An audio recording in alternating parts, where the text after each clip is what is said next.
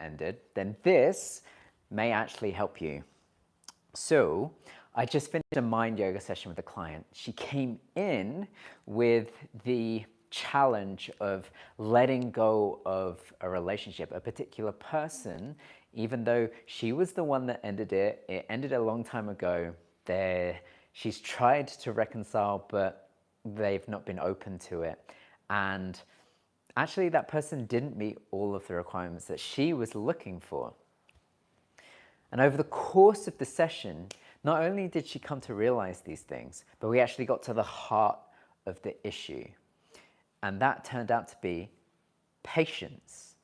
What she was finding was she was impatient to actually go on the journey of finding the person that was right for her. She wanted to find them now. She wanted to have that person. She wanted it to be done. And understandable, been through a divorce, has kids, has this yearning to feel the fulfillment of being in partnership. But in doing so, actually going about it in a way that wasn't serving her best interest. Because not only was she obsessing about this individual who wasn't looking to reciprocate, and that was creating challenge for her because there was this loss of hope, thinking that this person was the be-all and end-all, because they noticed that they were comparing subsequent people that they had been dating to this individual, or the fantasy of this individual, because she acknowledged in the session that even if they did date again, she wouldn't necessarily not break up with them again, because it might not be the person that she's looking for. And over the course of the session, coming to the understanding that it was patience, that was the thing that was actually inhibiting her from letting go of this individual. In recognizing this came the opportunity to reestablish why having patience around this is actually a good thing. And that actually can be a beneficial thing. Recognizing that finding someone who matches all of the criteria that you're looking for, and in a market where there's not an abundance of what it is that you're looking for, with all of the constraints of life, it's not an easy thing to do, and requires or would benefit from being able to reside in patience, because with patience comes the fruit. And planting that seed of patience being a useful thing for her to reside in allowed her not only to let go of this individual, but recognize that she has the capacity to be patient with children, with herself, with other people in her life. And in finding that patience around this, it's going to be a positive thing for her. And she left feeling wonderful, a green 10, a green 11, in fact. And if that doesn't make sense to you, then check out the scale of receptivity. It's one of the things that we have on offer. It's one of the tools that I use and that we use with clients. Great tool, not just for yourself, but for checking in with others. And she was able to return to this sense of calm and centeredness, with this understanding that the shift in the mindset towards patience will allow the right connection to unfold in its own time, because this isn't something that should be rushed. That finding the right person is a worthwhile wait, and that holding on to impatience, holding on to a misplaced sense of hope in an individual that wasn't willing to offer what it is that this person was wanting, was not a healthy way to go about, one, letting go of them, but two, finding what it is that she actually wants.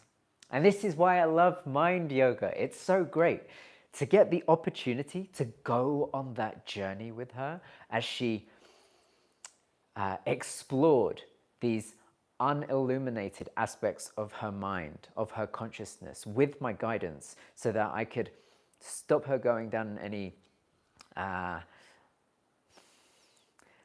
malevolent rabbit holes, and keep her on track and ask the right questions so that she could get to the resolution that she was looking for, not only to get over this individual, but to be able to move forwards in a way that is going to assist her in getting what she actually wants, which is finding deep, meaningful connection and a lasting relationship rather than something superficial.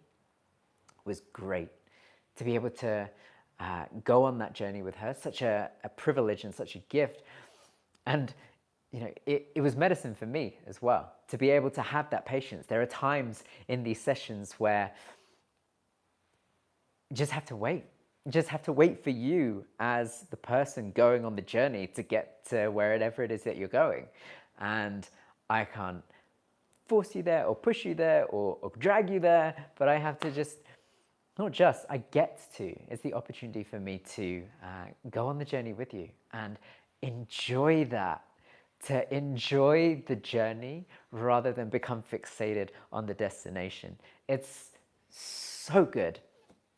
And I'm so grateful to be able to offer that to people. So if you are finding that there is a thought or a belief that is looping in your mind that is not serving you, then this is your invitation. This is your invitation to explore through curious, insightful introspection, either by yourself or with me, with a guide, to be able to resolve that loop so that it no longer continues to challenge you. And it's challenging to do alone. I know, I've done it many times. The benefit of having a guide is that you don't get lost circling a dead end. You get to have another door opened for you to explore, to continue the journey through the forest of unconscious, to get back to the source of not only the problem, but also the solution. Because it's where we least want to look that we find what it is that we're most desiring. And this is the beauty of mind yoga. It is an exploration, a co-exploration together so that we can traverse that landscape of the unknown and return to that space where the answers lie. And I'm going to speak more into this in a Tantra Tuesday video where I get to integrate the session with tantric teachings, which are the heart of mind yoga. And if that's of interest to you, then go and check that out. I have other ones where I've done similarly. And knowing this, last final thought, is that the freedom, the liberation from the challenge that you're experiencing exists. And then it's available to you. It's freely available to you. All it takes is walking the right path, or continuing to walk the path until you reside there, until you get there. And this is why I love mind yoga.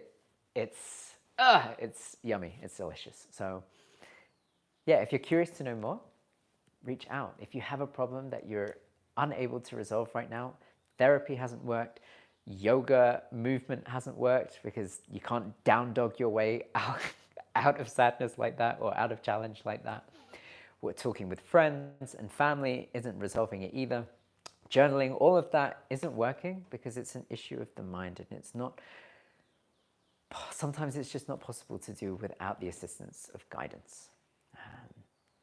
Mind yoga, it's powerful. Thank you.